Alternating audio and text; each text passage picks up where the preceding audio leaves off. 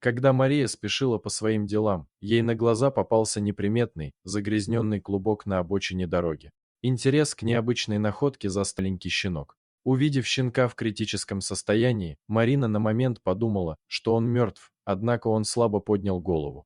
В его глазах она увидела безмолвную просьбу о помощи.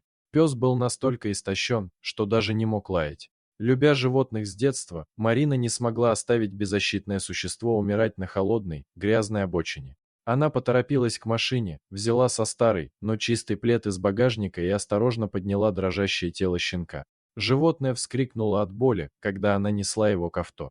Взяв с собой и щенка, она быстро отвезла их в ближайший зоопарк, спасая его жизнь. Запланированные дела на тот день отступили на задний план. Марина незамедлительно отправилась в ближайшую ветеринарную клинику. Щенку срочно требовалась помощь. Приехав в клинику, девушка обрадовалась отсутствию очереди, малыша примут без задержки. Однако радость была недолгой, после осмотра врач вынес печальный вердикт: щенка можно только усыпить. Слова ветеринара поразили Марина как удар молнии. Ведь щенок был жив. Доктор пояснил, что у собаки множество заболеваний, его тело было истощено голодом и холодом, поражено чесоточным клещом, а уши покрыты коростами. Слабый организм не выдержит даже антибиотиков, считал врач. Марина попыталась убедить врача попробовать лечение, предлагала любые средства, но врач настаивал на своем.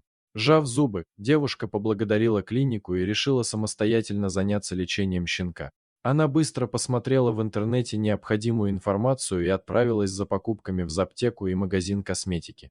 В аптеке и магазине она приобрела множество лекарственных препаратов, мазей и антибиотиков для инъекций, а затем направилась домой. Дома Марина немедленно отмыла щенка от грязи в ванной и обработала его кожу маслом кокоса, которое обладает противомикробными свойствами и способствует смягчению кожи.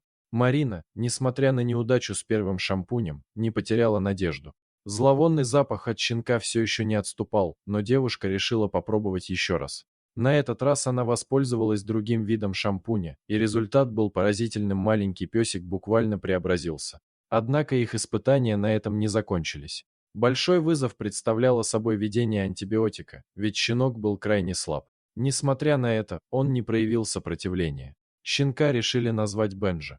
Марина придерживалась строгого распорядка, установленного ветеринаром: каждодневный уход, включающий купание, смазывание лечебными мазями и маслами, инъекции антибиотиков, а также кормление, было ее ежедневной рутиной. В то время как другие отказывались от своих четвероногих друзей, она делала все возможное для спасения Бенджи. Упорство и забота Марины не прошли зря.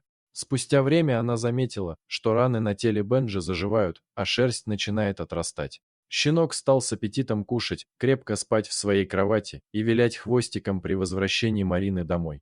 Через несколько месяцев терпеливого и внимательного ухода Бенджи полностью оправился. Он превратился в великолепного, пушистую собаку, которая безмерно любила свою хозяйку и ощущала тоску, когда она уходила. Марина теперь мечтает, что ее пример вдохновит других на помощь уличным животным. Убедила ли она вас? Делитесь вашим мнением в комментариях.